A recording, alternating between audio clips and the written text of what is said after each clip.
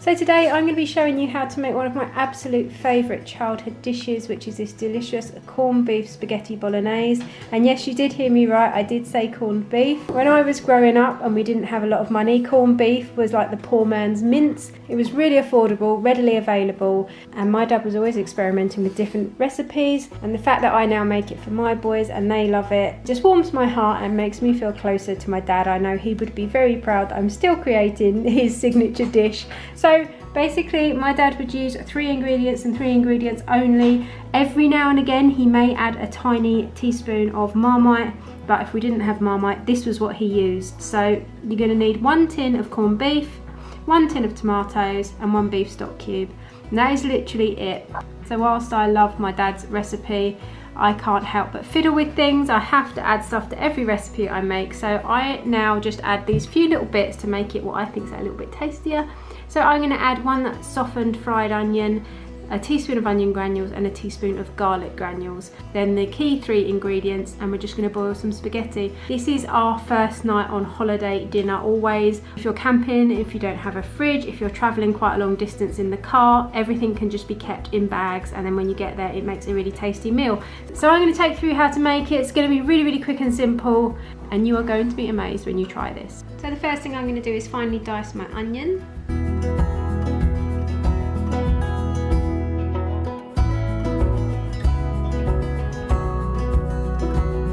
Chopping the onion is probably the most time-consuming part of this entire recipe. If you don't want to add onion, then it's literally going to take you about 5 minutes to make this. So what I'm going to do now is get my water on to boil for my pasta.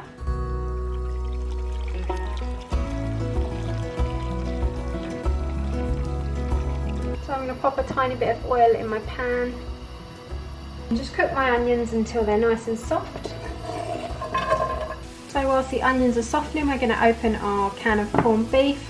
And have you ever picked up one of these that doesn't have a key on? It's one of the most annoying things in the world.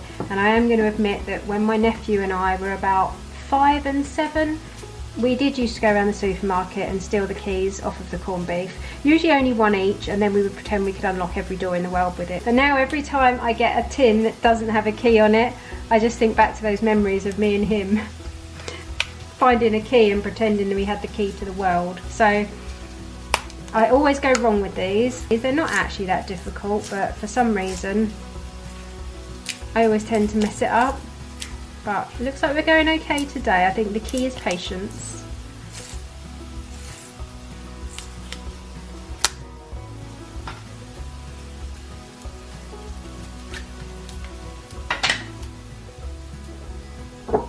One thing my dad would always do, so I'm going to do it as well, he would always just scrape off the fat off the sides. You don't have to do this, it's just what I do. And that didn't really have much on it, so all I'm going to do is just roughly break this up. It's going to go smooth anyway, so you don't really need to worry too much. But there's my corned beef. And literally all I'm going to do now is put it straight into this pan. If you wanted to skip the onion stage, you can go straight to this stage. Just get your corned beef in the pan. I'm now going to go in with a teaspoon each of garlic granules and onion granules. You can just break it down with your spoon as you go. So now I'm just going to add in my plum tomatoes.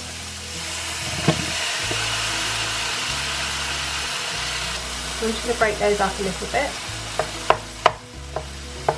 And once you've stirred those through, you're just going to take your beef stock cube.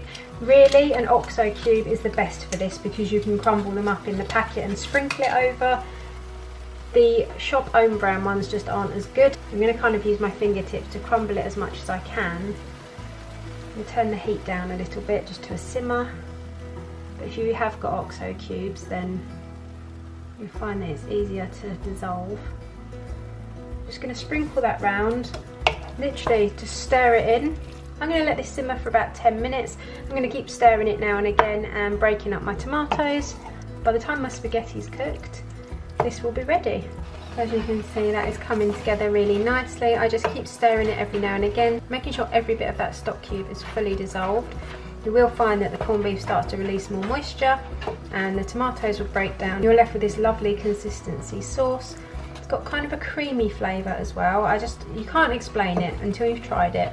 You do not need to add any salt to this. There's salt in the corned beef, there's salt in the stock cube, so you don't need any whilst cooking. You probably don't need to add any at the table either, so just bear that in mind. It's already a well salted dish, so you don't need to add any more.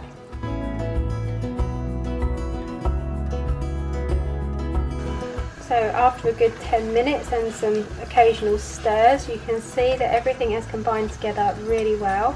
So I'm just going to serve this up. My spaghetti is cooked and I'll show you what it looks like. Let me know in the comments if you've ever made this before or if it's a family tradition in your house. I would be absolutely stunned if anybody else makes this on the regular that hasn't got it from my videos, because nobody else I've ever spoken to has said that they have had corned beef bolognese unless it's come from one of my videos. There must be people out there. Corned beef bolognese lovers unite.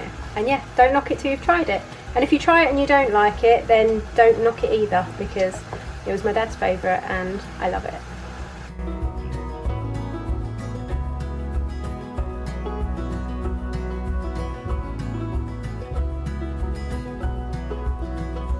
I'm going to top mine with a little fresh grated parmesan, but can anyone guess from the way I've talked about this dish what cheese we used to serve it with?